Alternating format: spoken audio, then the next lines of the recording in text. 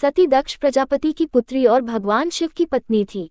इनकी उत्पत्ति तथा अंत की कथा विभिन्न पुराणों में विभिन्न रूपों में उपलब्ध होती है। अन्य नाम: सती, गौरी, कामाख्या, काली, महाविद्या, तारा, शंकरी, शांभवी। संबंध: देवी पार्वती का पूर्व जन्म, आदि शक्ति, आदि पराशक्ति, जगदम्बा, दक्षयानी, शक्ति। निवास स्थान: कैलाश और शक्ति पीठ। मंत्र: ओम सर्वसमोहन्ये विद्महे विश्वजनन्ये धीमहि तन्नो शक्ति प्रचोदयात्। अस्त्र: त्रिशूल, चक्र, शंख, ढाल, तलवार, धनुष, बाण, गदा और कमल। जीवन साथी: शिव। माता पिता: दक्ष प्रजापति पिता, प्रसूति देवी माता, भाई बहन: कद्रू, अदिति, दिति, रोहिणी और अन्य बहनें। सवारी: नंदी, शेर। समुदाय: गढ़वाल क्षत्रियों की कुलदेवी। त्योहार: महाशिवरात्रि, नवरात्रि, दुर्गाष्टमी और काली पूजा। पुराणों में वर्णित आरंभिक जीवन: शैव पुराणों में भगवान शिव की प्रधानता के कारण शिव को परम तत्व तथा शक्ति शिवा को उनकी अनुगामिनी बताया गया है। इसी के समानांतर शाक्त पुराणों में शक्ति की प्रधानता होने के कारण शक्ति शिवा को आदिशक्ति परम तत्व तथा भगवान शिव को उनका अनुगामी बताया गया है। श्रीमद्भागवत महापुराण में अपेक्षाकृत तटस्थ वर्णन है। इसमें दक्ष की स्वयंभू मनु की पुत्री प्रसूति के गर्भ से 24 कन्याओं के जन्म की बात कही गई है। एक देवी पुराण महाभागवत में 14 कन्याओं का उल्लेख हुआ है। तथा शिव पुराण में दक्ष की 84 कन्याओं का उल्लेख हुआ है, जिनमें से 27 का विवाह चंद्रमा से हुआ था। 3 इन कन्याओं में एक सती भी थी। शिव पुराण के अनुसार ब्रह्मा जी को भगवान शिव के विवाह की चिंता हुई तो उन्होंने भगवान विष्णु की स्तुति की और विष्णु जी ने प्रसन्न होकर ब्रह्मा जी को बताया कि यदि भगवान शिव का विवाह करवाना है तो देवी शिवा की आराधना कीजिए। उन्होंने बताया कि दक्ष से कहिए कि वह भगवती शिवा की तपस्या करे और उन्हें प्रसन्न करके अपनी पुत्री होने का वरदान मांगे। यदि देवी शिवा प्रसन्न हो जाएगी तो सारे काम सफल हो जाएंगे। 4 उनके कथनानुसार ब्रह्मा जी ने दक्ष से भगवती शिवा की तपस्या करने को कहा और प्रजापति दक्ष ने देवी शिवा की घोर तपस्या की। उनकी तपस्या से प्रसन्न होकर शिवा ने उन्हें वरदान दिया कि मैं आपकी पुत्री के रूप में जन्म लूंगी। मैं तो सभी जन्मों में भगवान शिव की दासी हूँ, अतः मैं स्वयं भगवान शिव की तपस्या करके उन्हें प्रसन्न करूंगी और उनकी पत्नी बनूंगी। साथ ही उन्होंने दक्ष से ये भी कहा कि जब आपका आदर मेरे प्रति कम हो जाएगा तब उसी समय मैं अपने शरीर को त्याग दूंगी, अपने स्वरूप में लीन हो जाऊंगी अथवा दूसरा शरीर धारण कर लूंगी। प्रत्येक सर्ग या कल्प के लिए दक्ष को उन्होंने यह वरदान दे दिया। 5 तदनुसार भगवती शिवा सती के नाम से दक्ष की पुत्री के रूप में जन्म लेती है और घोर तपस्या करके भगवान शिव को प्रसन्न करती है तथा भगवान शिव से उनका विवाह होता है। इसके बाद की कथा श्रीमद्भागवत महापुराण में वर्णित कथा के काफी हद तक अनुरूप ही है। दक्ष यज्ञ एवं सती का आत्मदाह। प्रयाग में प्रजापतियों के एक यज्ञ में दक्ष के पधारने पर सभी देवतागण खड़े होकर उन्हें आदर देते हैं, परंतु ब्रह्मा जी के साथ शिवजी भी बैठे ही रह जाते हैं। 6 लौकिक बुद्धि से भगवान शिव को अपना जामाता अर्थात पुत्र समान मानने के कारण दक्ष उनके खड़े न होकर अपने प्रति आदर प्रकट न करने के कारण अपना अपमान महसूस करता है और इसी कारण उन्होंने भगवान शिव के प्रति अनेक कटुक्तियों का प्रयोग करते हुए उन्हें यज्ञ भाग से वंचित होने का शाप दे दिया। इसी के बाद दक्ष और भगवान शिव में मनोमालिन्य उत्पन्न हो गया। तत्पश्चात अपनी राजधानी कनखल में दक्ष के द्वारा एक विराट यज्ञ का आयोजन किया गया, जिसमें उन्होंने न तो भगवान शिव को आमंत्रित किया और न ही अपनी पुत्री सती को। सती ने रोहिणी को चंद्रमा के साथ विमान से जाते देखा और सखी के द्वारा ये पता चलने पर कि वे लोग उन्हीं के पिता दक्ष के विराट यज्ञ में भाग लेने जा रहे हैं, सती का मन भी वहां जाने को व्याकुल हो गया। भगवान शिव के समझाने के बावजूद सती की व्याकुलता बनी रही और भगवान शिव ने अपने गणों के साथ उन्हें वहां जाने की आज्ञा दे दी। परंतु वहां जाकर भगवान शिव का यज्ञ भाग न देखकर सती ने घोर आपत्ति जताई और दक्ष के द्वारा अपने, सती के तथा उनके पति भगवान शिव के प्रति भी घोर अपमानजनक बातें कहने के कारण सती ने योगाग्नि से अपने शरीर को भस्म कर डाला। शिवगणों के द्वारा उत्पात मचाए जाने पर भृगु ऋषि ने दक्षिणाग्नि में आहुति दी और उससे उत्पन्न ऋभु नामक देवताओं ने शिवगणों को भगा दिया। इस समाचार से अत्यंत कुपित भगवान शिव ने अपनी जटा से वीरभद्र को उत्पन्न किया और वीरभद्र ने गण सहित जाकर दक्ष यज्ञ का विध्वंस कर डाला। शिव के विरोधी देवताओं तथा ऋषियों को यथायोग्य दंड दिया तथा दक्ष के सिर को काटकर हवन कुंड में जला डाला। तत्पश्चात देवताओं सहित ब्रह्मा जी के द्वारा स्तुति किए जाने से प्रसन्न भगवान शिव ने पुनः यज्ञ में हुई क्षतियों की पूर्ति की तथा दक्ष का सिर जल जाने के कारण बकरे का सिर जुड़वा कर उन्हें भी जीवित कर दिया। फिर उनके अनुग्रह से यज्ञ पूर्ण हुआ।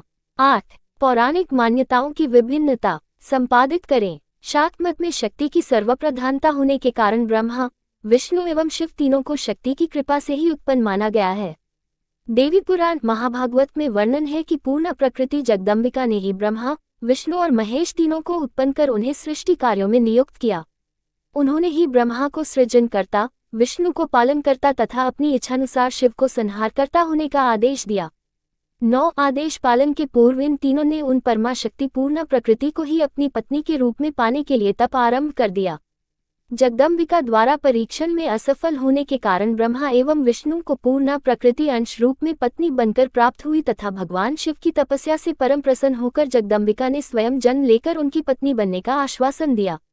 10 तदनुसार ब्रह्मा जी के द्वारा प्रेरित किए जाने पर दक्ष ने उसी पूर्ण प्रकृति जगदम्बिका की तपस्या की और उनके तप से प्रसन्न होकर जगदम्बिका ने उनकी पुत्री होकर जन्म लेने का वरदान दिया तथा ये भी बता दिया कि जब दक्ष का पुण्य क्षीण हो जाएगा तब वह शक्ति जगत को विमोहित करके अपने धाम को लौट जाएगी।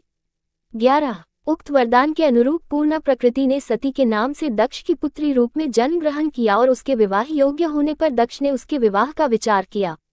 दक्ष अपनी लौकिक बुद्धि से भगवान शिव के प्रभाव को न समझने के कारण उनके वेश को अमर्यादित मानते थे और उन्हें किसी प्रकार सती के योग्य वर नहीं मानते थे। अतः उन्होंने विचार कर भगवान शिव से शून्य स्वयंवर सभा का आयोजन किया और सती से आग्रह किया कि वे अपनी पसंद के अनुसार वर चुन ले। भगवान शिव को उपस्थित न देखकर सती ने शिवाय नमः कहकर वरमाला पृथ्वी पर डाल दी तथा महेश्वर शिव स्वयं उपस्थित होकर उस वरमाला को ग्रहण कर सती को अपनी पत्नी बनाकर कैलाश लौट गए। दक्ष बहुत दुखी हुए। अपनी इच्छा के विरुद्ध सती के द्वारा शिव को पति चुन लिए जाने से दक्ष का मन उन दोनों के प्रति क्षोभ से भर गया। 12 इसीलिए बाद में अपनी राजधानी में आयोजित विराट यज्ञ में दक्ष ने शिव एवं सती को आमंत्रित नहीं किया। फिर भी सती ने अपने पिता के यज्ञ में जाने का हठ किया और शिव जी के द्वारा बार बार रोकने पर अत्यंत कुपित होकर उन्हें अपना भयानक रूप दिखाया। इससे भयाक्रांत होकर शिवजी के भागने का वर्णन हुआ है और उन्हें रोकने के लिए जगदम्बिका ने 10 रूप 10 महाविद्या का रूप धारण किया। फिर शिवजी के पूछने पर उन्होंने अपने 10 रूपों का परिचय दिया। 13 फिर शिवजी द्वारा क्षमा याचना करने के पश्चात पूर्ण प्रकृति मुस्कुराकर अपने पिता दक्ष के यज्ञ में जाने को उत्सुक हुई। तब शिवजी ने अपने गणों को कहकर बहुसंख्यक सिंहों से जुते रथ मंगवाकर उस पर आसीन करवाकर भगवती को ससम्मान दक्ष के घर भेजा। शेष कथा कतिपय अंतरों के साथ पूर्व वर्णित कथा के प्रायः अनुरूप ही है, परंतु इस कथा में कुपित सती छायास्ती को लीला का आदेश देकर अंतर्धान हो जाती है और उस छायास्ती के भस्म हो जाने पर बात खत्म नहीं होती बल्कि शिव के प्रसन्न होकर यज्ञ पूर्णता का संकेत दे देने के बाद छायास्ती की लाश सुरक्षित तथा देदीप्यमान रूप में दक्ष की यज्ञशाला में ही पुनः मिल जाती है। 14 और फिर देवी शक्ति द्वारा पूर्व में ही भविष्यवाणी रूप में बता दिए जाने के बावजूद लौकिक पुरुष की तरह शिवजी विलाप करते हैं तथा सती की लाश सिर पर धारण कर विक्षिप्त की तरह भटकते हैं। 15 इससे त्रस्त देवताओं को त्राण दिलाने तथा परिस्थिति को संभालने हेतु भगवान विष्णु सुदर्शन चक्र से सती की लाश को क्रमशः खन खन कर काटते जाते हैं। इस प्रकार सती के विभिन्न अंग तथा आभूषणों के विभिन्न स्थानों पर गिरने से वे स्थान शक्तिपीठ की महिमा से युक्त हो गए। 16 इस प्रकार 51 शक्तिपीठों का निर्माण हो गया। फिर सती की लाश न रह जाने पर भगवान शिव ने जब व्याकुलतापूर्वक देवताओं से प्रश्न किया तो देवताओं ने उन्हें सारी बात बताई। इस पर निश्वास छोड़ते हुए भगवान शिव ने भगवान विष्णु को त्रेतायुग में सूर्यवंश में अवतार लेकर इसी प्रकार पत्नी से वियुक्त होने का शाप दे दिया और फिर स्वयं 51 शक्तिपीठों में सर्वप्रधान कामरूप में जाकर भगवती की आराधना की और उस पूर्ण प्रकृति के द्वारा अगली बार हिमालय के घर में पार्वती के रूप में पूर्णावतार लेकर पुनः उनकी पत्नी बनने का वर प्राप्त हुआ। 17 इस प्रकार यही सती अगले जन्म में पार्वती के रूप में हिमालय की पुत्री बनकर पुनः भगवान शिव को पत्नी रूप में प्राप्त हो गई। दक्ष प्रजापति को अन्य प्रजापतियों के समान ब्रह्मा जी ने अपने मानस पुत्र के रूप में उत्पन्न किया था। दक्ष प्रजापति का विवाह स्वयंभू मनु की कन्या प्रसूति और वीरनी के साथ हुआ था। दक्ष राजाओं के देवता थे एवं भगवान विष्णु के अनन्य भक्त थे। श्रीमद्भागवत महापुराण के अनुसार पहले जन्म में दक्ष ब्रह्मा के पुत्र और दूसरे जन्म में वैवस्वत मनवंतर में दक्ष प्रजापति का जन्म प्राचीन वरी के पुत्र प्रचेताओं से हुआ और उन्होंने महाराज वीरन की पुत्री आस्किनी से विवाह किया और भगवान विष्णु के अष्टभुजा रूप की आराधना करके 30,000 पुत्रों को जन्म दिया जिनको नारद जी ने विरक्त कर दिया। इस पर क्रोधित होकर दक्ष प्रजापति ने नारद जी को 14 भवनों में अस्थिर और केवल 2 घड़ी तक रहने का शाप दे दिया। संबंध प्रजापति निवास स्थान ब्रह्मलोक अस्त्र तलवार जीवन साथी प्रसूति और वीरनी माता पिता ब्रह्मा पिता सरस्वती देवी माता भाई बहन सनकादि ऋषि तथा नारद मुनि संतान सती समेत 84 पुत्रियां, 30,000 पुत्र, सवारी, बाज। भगवान बौद्ध जो कि बौद्ध धर्म के संस्थापक हैं, उनकी मौसी भी प्रजापति ही थी। बौद्ध जन्म के 7वें दिन बौद्ध की मां का निधन हो गया था, तो बौद्ध का लालन पालन बौद्ध की मौसी मां प्रजापति गौतमी ने किया था। इस प्रकार भगवान बौद्ध भी प्रजापति ही थे। संतान तथा उनके विवाह। ब्रह्मा जी के पुत्र दक्ष प्रजापति का विवाह स्वयंभू मनु की पुत्री प्रसूति से हुआ था। प्रसूति ने 24 कन्याओं को जन्म दिया। दक्ष प्रजापति का दूसरा विवाह वीरनी से हुआ था। वीरनी से दक्ष की 60 कन्याएं थीं। दक्ष प्रजापति और वीरनी की कन्याएं। दक्ष प्रजापति और वीरनी की कन्याएं। संपादित करें। 1 अदिति, 2 दिति, 3 दनु, 4 काष्ठा, 5 अनिष्ठा, 6 सुरसा, 7 इला, 8 मुनि, 9 यामिनी, 10 सुरभि, 11 कद्रु, 12 विंता, 13 क्रोधवशा, 14 ताम्रा, 15 तिमि, 16 पातंगी, 17 सरमा, 18 रोहिणी, 19 कृतिका, 20 पुनर्वसु, 21 सुनृता, 22 पुष्य, 23 अश्लेषा, 24 मेघा, 25 स्वाति, 26 चित्रा, 27 फाल्गुनी, 28 हस्ता, 29 राधा, 30 विशाखा, 31 अनुराधा, 32 ज्येष्ठा, 33 मूला, 34 अषाढ़, 35 अभिजीत, 36 श्रावण, 37 सर्विष्ठ, 38 शताभिषेक, 39 प्रोष्ठपदस, 40 रेवती, 41 अश्वयुज, 42 भरणी, 43 रति, 44 स्वरूपा, 45 भूता, 46 अर्ची, 47 दिशाना, 48 स्मृति, 49 मरुवती, 50 अरुंधति, 51 लंबा, 52 भानु, 53 संकल्प, 54 मुहूर्त, 55 विश्वा, 56 जामी, 57 वसु, 58 संध्या, 59 आद्रा, 60 मृगशिरा। इन सभी कन्याओं में से पहली 17 कन्याएं महर्षि कश्यप को ब्याह दी गईं, 27 कन्याएं चंद्रदेव को, 2 कन्याएं भूत को ब्याह दी गईं, 1 कामदेव को, 2 कृशाश्व को, 1 महर्षि अंगिरा को और 10 कन्याएं यमराज को ब्याह दी गईं।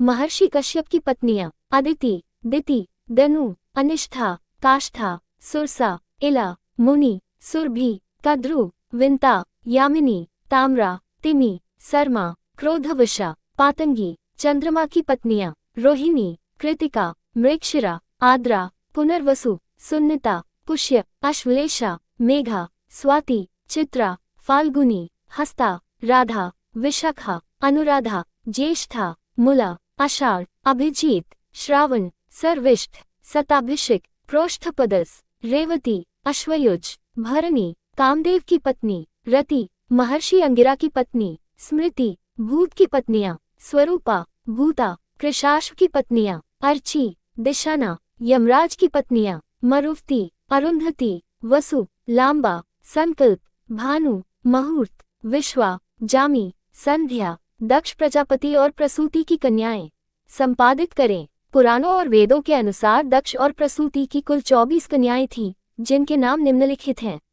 श्रद्धा, मैत्री, दया, तुष्टि, पुष्टि, मेधा, क्रिया, बुद्धिका, लज्जा, गौरी, धुमोना, शांति, सिद्धिका, कीर्ति, ख्याति, सती, संभूति, स्मृति, प्रीति, क्षमा, सन्नति, दामिनी, ऊर्जा, स्वाहा, स्वधा। इन 24 कन्याओं में से 13 पुत्रियां यमराज को, एक पुत्री भगवान शंकर, पुलत्स्य, पुलह, क्रतु, वशिष्ठ, अंगिरस, मरीचि, अग्निदेव, पितृस, शनिदेव और भृगु को प्रदान की। यमराज की पत्नियों के नाम। श्रद्धा, मैत्री, दया, तुष्टि, पुष्टि, मेधा, क्रिया, बुद्धि, लज्जा, धुमोना, शांति, सिद्धिका, कीर्ति। भगवान शिव की पत्नी का नाम सती। अग्निदेव की पत्नी का नाम स्वाहा। पितृस की पत्नी का नाम स्वधा। भृगु की पत्नी का नाम ख्याति। मरीचि की पत्नी का नाम संभूति। अंगिरस की पत्नी स्मृति। वशिष्ठ की पत्नी ऊर्जा। पुलह की पत्नी क्षमा। पुलत्स्य की पत्नी प्रीति। क्रतु की पत्नी सन्नति। शनि की पत्नी दामिनी। सती का जन्म, विवाह तथा दक्ष शिव वैमनस्य। संपादित करें। दक्ष के प्रजापति बनने के बाद ब्रह्मा ने उसे एक काम सौंपा जिसके अंतर्गत शिव और शक्ति का मिलाप करवाना था। उस समय शिव तथा शक्ति दोनों अलग थे, इसीलिए ब्रह्मा जी ने दक्ष से कहा कि वे तप करके शक्ति माता परमापूर्ण प्रकृति जगदम्बिका को प्रसन्न करें तथा पुत्री रूप में प्राप्त करें। 2 तपस्या के उपरांत माता शक्ति ने दक्ष से कहा, मैं आपकी पुत्री के रूप में जन्म लेकर शंभू की भार्या बनूंगी। जब आपकी तपस्या का पुण्य क्षीण हो जाएगा और आपके द्वारा मेरा अनादर होगा, तब मैं अपनी माया से जगत को विमोहित करके अपने धाम चली जाऊंगी। 3 इस प्रकार सती के रूप में शक्ति का जन्म हुआ। प्रजापति दक्ष का भगवान शिव से मनोमालिन्य होने के कारण रूप में 3 मत हैं। एक मत के अनुसार प्रारंभ में ब्रह्मा के 5 सिर थे। ब्रह्मा अपने 3 सिरों से वेद पाठ करते तथा 2 सिर से वेद को गालियां भी देते, जिससे क्रोधित हो शिव ने उनका एक सिर काट दिया। ब्रह्मा दक्ष के पिता थे, अतः दक्ष क्रोधित हो गया और शिव से बदला लेने की बात करने लगा। लेकिन यह मत अन्य प्रामाणिक संदर्भों से खंडित हो जाता है। श्रीमद्भागवत महापुराण में स्पष्ट वर्णित है कि जन्म के समय ही ब्रह्मा के 4 ही सिर थे। 4 दूसरे मत के अनुसार शक्ति द्वारा स्वयं भविष्यवाणी रूप में दक्ष से स्वयं के भगवान शिव की पत्नी होने की बात कह दिए जाने के बावजूद दक्ष शिव को सती के अनुरूप नहीं मानते थे। इसलिए उन्होंने सती के विवाह योग्य होने पर उनके लिए स्वयंवर का आयोजन किया तथा उसमें शिव को नहीं बुलाया। फिर भी सती ने शिवाय नमः कहकर वरमाला पृथ्वी पर डाल दी और वहां प्रकट होकर भगवान शिव ने वरमाला ग्रहण करके सती को अपनी पत्नी बनाकर कैलाश चले गए। इस प्रकार अपनी इच्छा के विरुद्ध अपनी पुत्री सती द्वारा शिव को पति चुनने के कारण दक्ष शिव को पसंद नहीं करते थे। 5 तीसरा मत सर्वाधिक प्रचलित है। इसके अनुसार प्रजापतियों के एक यज्ञ में दक्ष के पधारने पर सभी देवताओं ने उठकर उनका सम्मान किया, परंतु ब्रह्मा जी के साथ शिवजी भी बैठे ही रहे। शिव को अपना जामाता अर्थात पुत्र समान होने के कारण उनके द्वारा खड़े होकर आदर नहीं दिए जाने से दक्ष ने अपना अपमान महसूस किया और उन्होंने शिव के प्रति कटुक्तियों का प्रयोग करते हुए अब से उन्हें यज्ञ में देवताओं के साथ भाग न मिलने का शाप दे दिया। 6 इस प्रकार इन दोनों का मनोमालिन्य हो गया। सती का आत्मदाह संपादित करें। उक्त घटना के बाद प्रजापति दक्ष ने अपनी राजधानी कनखल में एक विराट यज्ञ का आयोजन किया, 7 जिसमें उन्होंने अपने जामाता शिव और पुत्री सती को यज्ञ में आने हेतु निमंत्रित नहीं किया। शिवजी के समझाने के बाद भी सती अपने पिता के उस यज्ञ में बिना बुलाए ही चली गई। यज्ञस्थल में दक्ष प्रजापति ने सती और शिवजी का घोर निरादर किया। अपमान न सह पाने के कारण सती ने तत्काल यज्ञस्थल में ही योगाग्नि से स्वयं को भस्म कर दिया। सती की मृत्यु का समाचार पाकर भगवान शिव ने वीरभद्र को उत्पन्न कर उसके द्वारा उस यज्ञ का विध्वंस करा दिया। वीरभद्र ने पूर्व में भगवान शिव का विरोध तथा उपहास करने वाले देवताओं तथा ऋषियों को यथायोग्य दंड देते हुए दक्ष प्रजापति का सिर भी काट डाला। बाद में ब्रह्मा जी के द्वारा प्रार्थना किए जाने पर भगवान शिव ने दक्ष प्रजापति को उसके सिर के बदले में बकरे का सिर प्रदान कर उसके यज्ञ को संपन्न करवाया। 8 दक्ष यज्ञ विध्वंस कथा विकास के चरण संपादित करें। दक्ष यज्ञ विध्वंस की कथा के विकास के स्पष्टतः 3 चरण हैं। इस कथा के प्रथम चरण का रूप महाभारत के शांति पर्व में है। 9 कथा के इस प्राथमिक रूप में भी दक्ष का यज्ञ कनखल में हुआ था, इसका समर्थन हो जाता है। यहाँ कनखल में यज्ञ होने का स्पष्ट उल्लेख तो नहीं है, परंतु गंगाद्वार के देश में यज्ञ होना उल्लिखित है। 10 और कनखल गंगाद्वार हरिद्वार के अंतर्गत ही आता है। इस कथा में दक्ष के यज्ञ का विध्वंस तो होता है, परंतु सती भस्म नहीं होती है। वस्तुतः सती कैलाश पर अपने पति भगवान शंकर के पास ही रहती है और अपने पिता दक्ष द्वारा उन्हें निमंत्रण तथा यज्ञ में भाग नहीं दिए जाने पर अत्यधिक व्याकुल रहती है। उनकी व्याकुलता के कारण शिवजी अपने मुख से 11 वीरभद्र को उत्पन्न करते हैं और वह गणों के साथ जाकर यज्ञ का विध्वंस कर डालता है, परंतु न तो वीरभद्र दक्ष का सिर काटता है और न ही उसे भस्म करता है। स्वाभाविक है कि बकरे का सिर जोड़ने का प्रश्न ही नहीं उठता है। वस्तुतः इस कथा में यज्ञ का सिर काटने अर्थात पूरी तरह यज्ञ को नष्ट कर देने की बात कही गई है। 12 जिसे बाद की कथाओं में दक्ष का सिर काटने से जोड़ दिया गया। इस कथा में दक्ष 1008 नामों के द्वारा शिवजी की स्तुति करता है और भगवान शिव प्रसन्न होकर उन्हें वरदान देते हैं। इस कथा के विकास के दूसरे चरण का रूप श्रीमद्भागवत महापुराण 13 से लेकर शिव पुराण 14 तक में वर्णित है। इसमें सती हठपूर्वक यज्ञ में सम्मिलित होती है तथा कुपित होकर योगाग्नि से भस्म भी हो जाती है। स्वाभाविक है कि जब सती योगाग्नि में भस्म हो जाती है तो उनकी लाश कहाँ से बचेगी, इसलिए उनकी लाश लेकर शिवजी के भटकने आदि का प्रश्न ही नहीं उठता है। ऐसा कोई संकेत कथा के इस चरण में नहीं मिलता है। इस कथा में वीरभद्र शिवजी की जटा से उत्पन्न होता है। 15 तथा दक्ष का सिर काटकर जला देता है। परिणामस्वरूप उसे बकरे का सिर जोड़ा जाता है। कथा के विकास के तीसरे चरण का रूप देवी पुराण महाभागवत जैसे उपपुराण में वर्णित हुआ है। 16 जिसमें सती जल जाती है और दक्ष के यज्ञ का वीरभद्र द्वारा विध्वंस भी होता है। यहाँ वीरभद्र शिवजी के तीसरे नेत्र से उत्पन्न होता है। 17 तथा दक्ष का सिर भी काटा जाता है। फिर स्तुति करने पर शिवजी प्रसन्न होते हैं और दक्ष जीवित भी होता है तथा वीरभद्र उसे बकरे का सिर जोड़ देता है। परंतु यहाँ पुराणकार कथा को और आगे बढ़ाते हैं तथा बाद में भगवान शिव को पुनः सती की लाश सुरक्षित तथा देदीप्यमान रूप में यज्ञशाला में ही मिल जाती है। 18 तब उस लाश को लेकर शिवजी विक्षिप्त की तरह भटकते हैं और भगवान विष्णु क्रमशः खंड खंड रूप में चक्र से लाश को काटते जाते हैं। इस प्रकार लाश के विभिन्न अंगों के विभिन्न स्थानों पर गिरने से 51 शक्तिपीठों का निर्माण होता है। 19 स्पष्ट है कि कथा के इस तीसरे रूप में आने तक में सदियों या सहस्राब्दियों का समय लगा होगा। शक्तिपीठ संपादित करें। इस तरह सती के शरीर का जो हिस्सा और धारण किए आभूषण जहां जहां गिरे वहां वहां शक्तिपीठ अस्तित्व में आ गए। शक्तिपीठों की संख्या विभिन्न ग्रंथों में भिन्न भिन्न बताई गई है। तंत्र चूड़ामणि में शक्तिपीठों की संख्या 52 बताई गई है। देवी भागवत में 108 शक्तिपीठों का उल्लेख है तो देवी गीता में 72 शक्तिपीठों का जिक्र मिलता है। देवी पुराण में 51 शक्तिपीठों की चर्चा की गई है। परंपरागत रूप से भी देवी भक्तों और सुधीजनों में 51 शक्तिपीठों की विशेष मान्यता है। 20 शिव शंकर या महादेव अरण्य संस्कृति जो आगे चलकर सनातन शिव धर्म नाम से जाने जाते हैं में सबसे महत्वपूर्ण देवताओं में से एक है। वह त्रिदेवों में एक देव हैं। इन्हें देवों के देव महादेव भी कहते हैं। इन्हें भोलेनाथ, शंकर, महेश, विलपति, बिलेश्वर, रुद्र, नीलकंठ, गंगाधर आदि नामों से भी जाना जाता है। तंत्र साधना में इन्हें भैरव के नाम से भी जाना जाता है। 2 हिंदू शिव धर्म के प्रमुख देवताओं में से हैं। वेद में इनका नाम रुद्र है। ये व्यक्ति की चेतना के अंतर्यामी हैं। इनकी अर्धांगिनी शक्ति का नाम पार्वती है। इनके पुत्र कार्तिकेय, अयप्पा और गणेश हैं तथा पुत्रियां अशोक सुंदरी, ज्योति और मनसा देवी हैं। शिव अधिकतर चित्रों में योगी के रूप में देखे जाते हैं और उनकी पूजा शिवलिंग तथा मूर्ति दोनों रूपों में की जाती है। शिव के गले में नाग देवता विराजित हैं और हाथों में डमरू और त्रिशूल लिए हुए हैं। कैलाश में उनका वास है। ये शैव मत के आधार है। इस मत में शिव के साथ शक्ति सर्व रूप में पूजित है। 3, 4, 5, 6 अन्य नाम नीलकंठ, महादेव, महाकाल, शंकर, महेश्वर, पशुपतिनाथ, नटराज, भोलेनाथ, वैद्यनाथ, रुद्र, भैरव। संबंध हिंदू देवता, परब्रह्म, परमात्मा, परमेश्वर।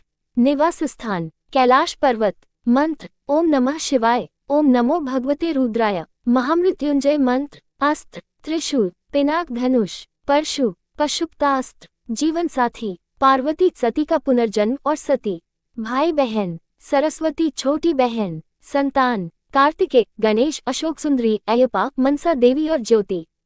सवारी नंदी। शंकर जी को संहार का देवता कहा जाता है। शंकर जी सौम्य आकृति एवं रौद्र रूप दोनों के लिए विख्यात हैं। इन्हें अन्य देवों से बढ़कर माना जाने के कारण महादेव कहा जाता है। सृष्टि की उत्पत्ति, स्थिति एवं संहार के अधिपति शिव हैं। त्रिदेवों में भगवान शिव संहार के देवता माने गए हैं। शिव अनादि तथा सृष्टि प्रक्रिया के आदि स्रोत हैं और यह काल महाकाल ही ज्योतिषास्त्र के आधार हैं। शिव का अर्थ यद्यपि कल्याणकारी माना गया है लेकिन वे हमेशा लय एवं प्रलय दोनों को अपने अधीन किए हुए हैं। रावण, शनि, कश्यप ऋषि आदि इनके भक्त हुए हैं। शिव सभी को समान दृष्टि से देखते हैं इसलिए उन्हें महादेव कहा जाता है। शिव के कुछ प्रचलित नाम महाकाल, आदिदेव, किरात, शंकर, चंद्रशेखर, जटाधारी, नागनाथ, मृत्युंजय, मृत्यु पर विजयी, त्रयंबक, महेश, विश्वेश, महारुद्र, विषधर, नीलकंठ, महाशिव, उमापति, पार्वती के पति, काल भैरव, भूतनाथ, त्रिलोचन, 3 नयन वाले, शशिभूषण आदि। भगवान शिव को रुद्र नाम से जाना जाता है। रुद्र का अर्थ है रुद्र, दूर करने वाला अर्थात दुखों को हरने वाला। अतः भगवान शिव का स्वरूप कल्याण कारक है। रुद्राष्टाध्याय के 5वें अध्याय में भगवान शिव के अनेक रूप वर्णित है। रुद्र देवता को स्थावर जंगम सर्व पदार्थ रूप, सर्व जाति मनुष्य देव पशु वनस्पति रूप मानकर के सर्व अंतर्यामी भाव एवं सर्वोत्तम भाव सिद्ध किया गया है। इस भाव का ज्ञाता होकर साधक अद्वैतनिष्ठ बनता है। रामायण में भगवान राम के कथन अनुसार शिव और राम में अंतर जानने वाला कभी भी भगवान शिव का या भगवान राम का प्रिय नहीं हो सकता। शुक्ल यजुर्वेद संहिता के अंतर्गत रुद्र अष्टाध्यायी के अनुसार सूर्य, इंद्र, विराट पुरुष, हरे वृक्ष, अन्न, जल, वायु एवं मनुष्य के कल्याण के सभी हेतु भगवान शिव के ही स्वरूप हैं। भगवान सूर्य के रूप में वे शिव भगवान मनुष्य के कर्मों को भली भांति निरीक्षण कर उन्हें वैसा ही फल देते हैं। आशय यह है कि संपूर्ण सृष्टि शिव में है। मनुष्य अपने अपने कर्मानुसार फल पाते हैं अर्थात स्वस्थ बुद्धि वालों को वृष्टि रूपी जल, अन्न, धन, आरोग्य, सुख आदि भगवान शिव प्रदान करते हैं और दुर्बुद्धि वालों के लिए व्याधि, दुख एवं मृत्यु आदि का विधान भी शिवजी करते हैं। शिव स्वरूप सूर्य, जिस प्रकार इस ब्रह्मांड का न कोई अंत है, न कोई छोर और न ही कोई शुरुआत। उसी प्रकार शिव अनादि है, संपूर्ण ब्रह्मांड शिव के अंदर समाया हुआ है। जब कुछ नहीं था तब भी शिव थे, जब कुछ न होगा तब भी शिव ही होंगे। शिव को महाकाल कहा जाता है, अर्थात समय। शिव अपने इस स्वरूप द्वारा पूर्ण सृष्टि का भरण पोषण करते हैं। इसी स्वरूप द्वारा परमात्मा ने अपने उस व उष्णता की शक्ति से सभी ग्रहों को एकत्रित कर रखा है। परमात्मा का यह स्वरूप अत्यंत ही कल्याणकारी माना जाता है, क्योंकि पूर्ण सृष्टि का आधार इसी स्वरूप पर टिका हुआ है। पवित्र श्री देवी भागवत महापुराण में भगवान शंकर को तमोगुण बताया गया है। इसका प्रमाण श्री देवी भागवत महापुराण अध्याय 5 स्कंद 3 पृष्ठ 121 में दिया गया है। शिव पुराण। पवित्र शिव पुराण एक लेख के अनुसार कैलाशपति शिव जी ने देवी आदिशक्ति और सदाशिव से कहे है कि हे मात, ब्रह्मा तुम्हारी संतान है तथा विष्णु की उत्पत्ति भी आपसे हुई है, तो उनके बाद उत्पन्न होने वाला में भी आपकी संतान हुआ। ब्रह्मा और विष्णु सदाशिव के आधे अवतार है, परंतु कैलाशपति शिव सदाशिव के पूर्ण अवतार है। जैसे कृष्ण विष्णु के पूर्ण अवतार है, उसी प्रकार कैलाशपति शिव ओंकार सदाशिव के पूर्ण अवतार है। सदाशिव और शिव दिखने में, वेशभूषा और गुण में बिल्कुल समान है। इसी प्रकार देवी सरस्वती, लक्ष्मी और पार्वती दुर्गा आदिशक्ति की अवतार है। शिव पुराण के लेख के अनुसार सदाशिव जी कहे हैं कि जो मुझ में और कैलाशपति शिव में भेद करेगा या हम दोनों को अलग मानेगा वो नर्क में गिरेगा, या फिर शिव और विष्णु में जो भेद करेगा वो नर्क में गिरेगा। वास्तव में मुझ में ब्रह्मा विष्णु और कैलाशपति शिव कोई भेद नहीं, हम एक ही है, परंतु सृष्टि के कार्य के लिए हम अलग अलग रूप लेते हैं। शिव स्वरूप शंकर जी। पृथ्वी पर बीते हुए इतिहास में सतयुग से कलयुग तक एक ही मानव शरीर ऐसा है जिसके ललाट पर ज्योति है। इसी स्वरूप द्वारा जीवन व्यतीत कर परमात्मा ने मानव को वेदों का ज्ञान प्रदान किया है, जो मानव के लिए अत्यंत ही कल्याणकारी साबित हुआ है। वेदो शिवम शिवो वेदम। परमात्मा शिव के इसी स्वरूप द्वारा मानव शरीर को रुद्र से शिव बनने का ज्ञान प्राप्त होता है।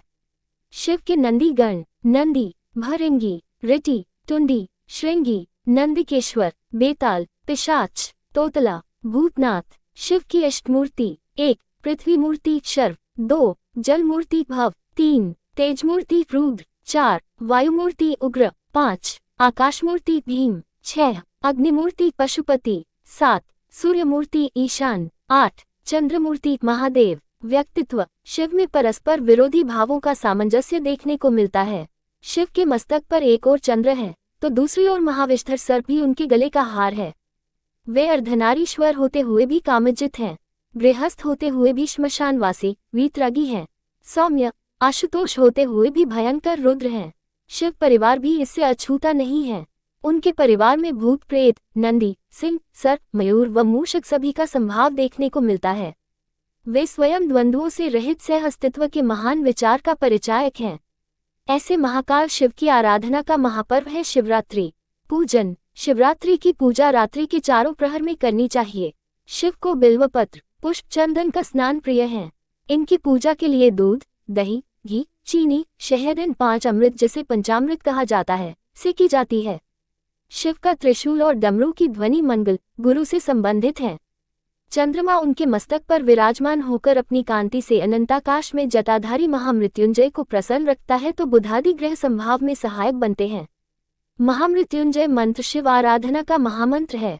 सावन सोमवार व्रत को काफी फलदायी बताया जाता है।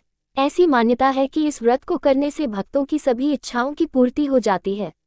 8 महाशिवरात्रि का व्रत अपनी मनोकामना पूर्ति के लिए करते हैं। ज्योतिर्लिंग स्थान। पशुपतिनाथ नेपाल की राजधानी काठमांडू। सोमनाथ सोमनाथ मंदिर सौराष्ट्र क्षेत्र गुजरात। महाकालेश्वर श्री महाकाल महाकालेश्वर उज्जयिनी उज्जैन। ओकारेश्वर ओकारेश्वर अथवा ममलेश्वर ओकारेश्वर। केदारनाथ केदारनाथ मंदिर रुद्रप्रयाग उत्तराखंड। भीमाशंकर भीमाशंकर मंदिर निकित पुणे महाराष्ट्र। विश्वनाथ काशी विश्वनाथ मंदिर वाराणसी उत्तर प्रदेश। त्रयंबकेश्वर मंदिर त्रयंबकेश्वर ज्योतिर्लिंग मंदिर नासिक महाराष्ट्र। रामेश्वरम रामेश्वरम मंदिर रामनाथपुरम तमिलनाडु। घृष्णेश्वर घृष्णेश्वर मंदिर वेरूट औरंगाबाद महाराष्ट्र। बैद्यनाथ देवघर झारखंड। नागेश्वर औंधा नागनाथ महाराष्ट्र। नागेश्वर मंदिर द्वारका गुजरात। श्रीशैल श्री मल्लिकार्जुन श्रीशैल श्रीशैलम आंध्र प्रदेश। अनेक नाम। हिंदू धर्म में भगवान शिव को अनेक नामों से पुकारा जाता है। रुद्र रुद्र से अभिप्राय जो दुखों का निर्माण व नाश करता है।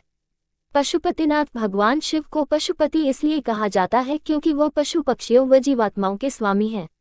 अर्धनारीश्वर शिव और शक्ति के मिलन से अर्धनारीश्वर नाम प्रचलित हुआ। महादेव, महादेव का अर्थ है महान ईश्वरीय शक्ति।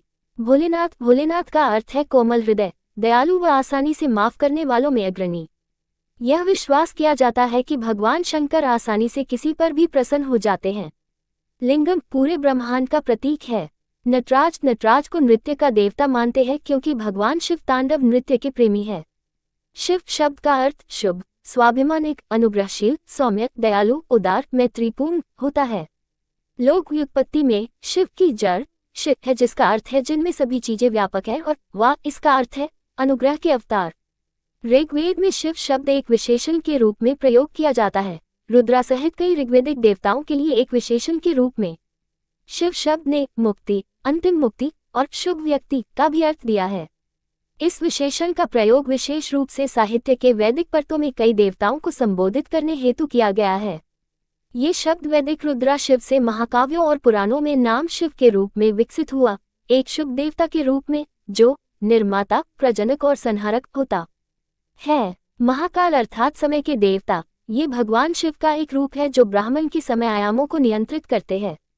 शिवरात्रि प्रत्येक मास के कृष्ण पक्ष की चतुर्दशी शिवरात्रि कहलाती है, लेकिन फाल्गुन कृष्ण चतुर्दशी महाशिवरात्रि कही गई है।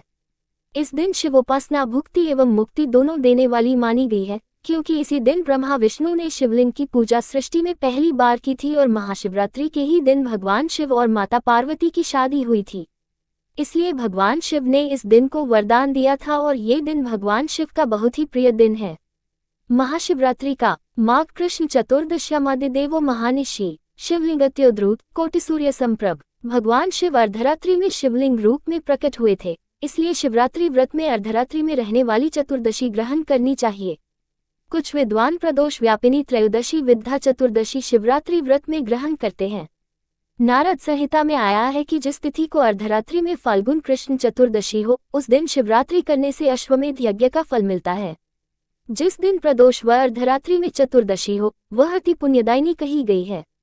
ईशान संहिता के अनुसार इस दिन ज्योतिर्लिंग का प्रादुर्भाव हुआ, जिससे शक्ति स्वरूपा पार्वती ने मानवी सृष्टि का मार्ग प्रशस्त किया। फाल्गुन कृष्ण चतुर्दशी को ही महाशिवरात्रि मनाने के पीछे कारण है कि इस दिन क्षीण चंद्रमा के माध्यम से पृथ्वी पर अलौकिक क्रियात्मक शक्तियां आती हैं, जो जीवनी शक्ति में वृद्धि करती हैं। यद्यपि चतुर्दशी का चंद्रमा क्षीण रहता है, लेकिन शिवस्वरूप महामृत्युंजय दिव्यपुंज महाकाल आसुरी शक्तियों का नाश कर देते हैं। मारक या अनिष्ट की आशंका में महामृत्युंजय शिव की आराधना ग्रहयोगों के आधार पर बताई जाती है। 12 राशियां, 12 ज्योतिर्लिंगों की आराधना या दर्शन मात्र से सकारात्मक फलदायिनी हो जाती है। ईशान संहिता के अनुसार इस दिन ज्योतिर्लिंग का प्रादुर्भाव हुआ, जिससे शक्ति स्वरूपा पार्वती ने मानवी सृष्टि का मार्ग प्रशस्त किया। फाल्गुन कृष्ण चतुर्दशी को ही महाशिवरात्रि मनाने के पीछे कारण है कि इस दिन क्षीण चंद्रमा के माध्यम से पृथ्वी पर अलौकिक क्रियात्मक शक्तियां आती हैं, जो जीवनी शक्ति में वृद्धि करती हैं। यद्यपि चतुर्दशी का चंद्रमा क्षीण रहता है, लेकिन शिवस्वरूप महामृत्युंजय दिव्यपुंज महाकाल आसुरी शक्तियों का नाश कर देते हैं। मारक या अनिष्ट की आशंका में महामृत्युंजय शिव की आराधना ग्रहयोगों के आधार पर बताई जाती है। 12 राशियां, 12 ज्योतिर्लिंगों की आराधना या दर्शन मात्र से सकारात्मक फलदायिनी हो जाती है। ये काल वसंत ऋतु के वैभव के प्रकाशन का काल है। ऋतु परिवर्तन के साथ मन भी उल्लास व उमंगों से भरा होता है। यही काल कामदेव के विकास का है और कामजनित भावनाओं पर अंकुश भगवद आराधना से ही संभव हो सकता है। भगवान शिव तो स्वयं काम निहंता हैं, अतः इस समय उनकी आराधना ही सर्वश्रेष्ठ है। महाशिवरात्रि, महाशिवरात्रि हिंदुओं का एक प्रमुख त्योहार है। भगवान शिव का ये प्रमुख पर्व फाल्गुन कृष्ण त्रयोदशी को शिवरात्रि पर्व मनाया जाता है। माता पार्वती की पति रूप के महादेव शिव को पाने के लिए की गई तपस्या का फल महाशिवरात्रि है। ये शिव और शक्ति की मिलन की रात है। आध्यात्मिक रूप से इसे प्रकृति और पुरुष के मिलन की रात के रूप में बताया जाता है। 9 इसी दिन माता पार्वती और शिव विवाह के पवित्र सूत्र में बंधे। शादी में जिन 7 वचनों का वादा वर वधू आपस में करते हैं, उसका कारण शिव पार्वती विवाह है। महादेव शिव का जन्म उल्लेखन कुछ ही ग्रंथों में मिलता है, परंतु शिव अजन्मा है, उनका जन्म या अवतार नहीं हुआ। महाशिवरात्रि पर्व भारतवर्ष में काफी धूमधाम से मनाया जाता है। शिव महापुराण। शिव महापुराण में देवों के देव महादेव अर्थात महाकाल के बारे में विस्तार से बताया गया है। शिव पुराण में शिव लीलाओं और उनके जीवन की सभी घटनाओं के बारे में उल्लेख किया गया है। 10 शिव पुराण में प्रमुख रूप से 12 संहिताएं हैं।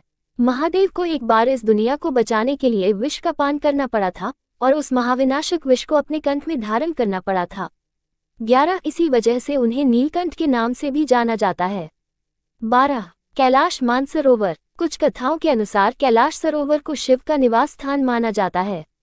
भगवान शिव के अनेक अवतार है। प्रलयकाल के समय इनका अवतार निराकार ब्रह्म जिसे कि उत्तराखंड में निरंकार देवता के नाम से भी पूजा जाता है। एक ऐसा ही अन्य अवतार है भैरवनाथ अवतार जिसे भैरव या काल भैरव के नाम से पूजा जाता है।